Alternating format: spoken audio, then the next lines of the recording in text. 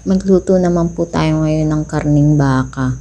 Ayan, meron kaming karning baka, binili ng kapatid ko, pinakuluan ko yan, nilagyan ko ng asin at pinakuluan. Tapos nung kumulo, merong mga bula-bulang lumalabas dyan, tinatanggal po yun kasi sabi, residue ng karning baka yun.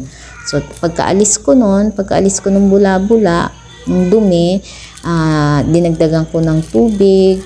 Tapos naghiwa ako ng isang sibuyas, hiniwa ko sa 4, nilagay ko dyan at pamintang buo. Saka ko ngayon pinalambutan yung karning baka. Nung malambot na yung karning baka, nilagay ko yung patatas.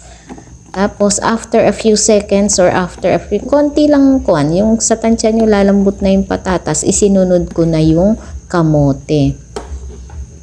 Isinunod ko na rin dyan sa kamote yung saging na saba, para makuluan na rin siya. Ayan, isusunod ko na yung saging na saba. Para halos sabay lang maluto yung saging na saba at kamote. Pero wag niyo takpan niyo lang muna yan. Wag niyo masyadong lutuin.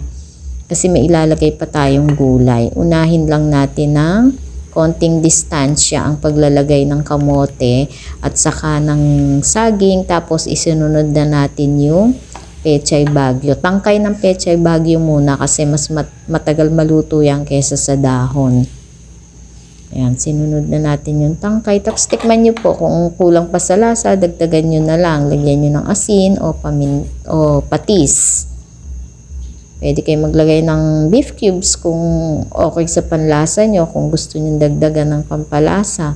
Tapos isinunod, nung nakulo ang bagya, isinunod ko na yung dahon ng pechay bagyo.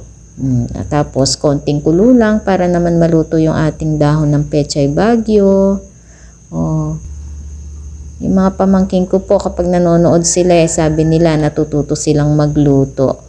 Kaya ayan, may instruction po tayo ng pagluluto. Wala silang choice kundi panoorin yung aking mga video. Kaya yung mga pamangkin, ayan, pwede na mag-start magluto. Thank you po sa panonood. Follow for more.